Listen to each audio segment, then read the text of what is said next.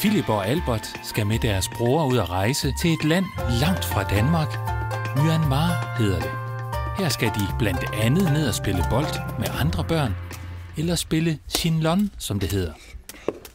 Når man sådan skal rejse langt væk, er det godt at få et par rejsetips. Vi skulle til Yangon, der skulle vi bo de første dage. Ja. Så de har fået et møde med Christian. Han er udenrigsminister i Danmark. Er det noget, I er spændte på? I skal jo rejse langt væk. Vi er lidt spændte på, hvordan maden er dernede, om vi kan lide den. Ja.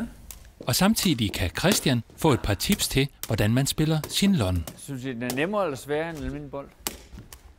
Desværre. Og nu godt. Har du været i Myanmar? Nej, det har jeg desværre ikke. Jeg har besøgt Indonesien, der ligger hernede syd for. Ja. Og så har jeg besøgt Kina og Japan. Men Myanmar, dengang jeg var på jeres alder, der var det jo et land, man ikke kunne bare besøge. Ja. Fordi at militæret sad og var dem, der bestemte alt i landet. Er noget, du glæder dig mest til?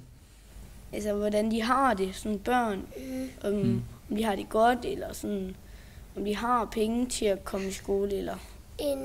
Der er nemlig sådan en pagode, der er lavet af kun guld, og så den hedder Svettekong, og den gad jeg egentlig godt at se. Ja, det kan jeg godt forstå.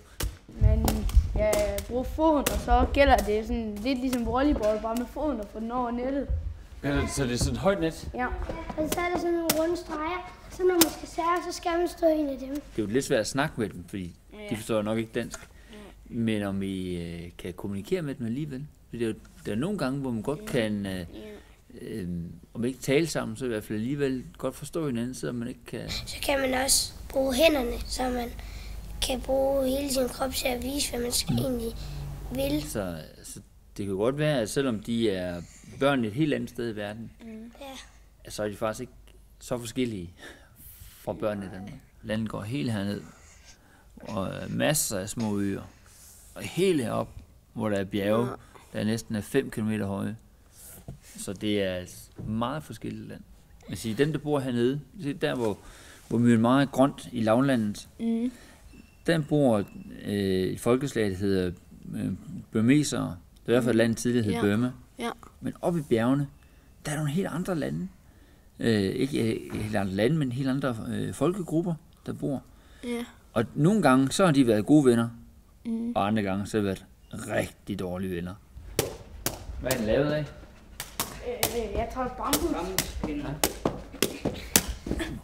De steder, hvor de rigtig fattige skal have en klub til at fungere, så skal de måske have nogle fodboldtrøjer, eller fodboldmål, eller sådan nogle bolde, som vi lige spiller med.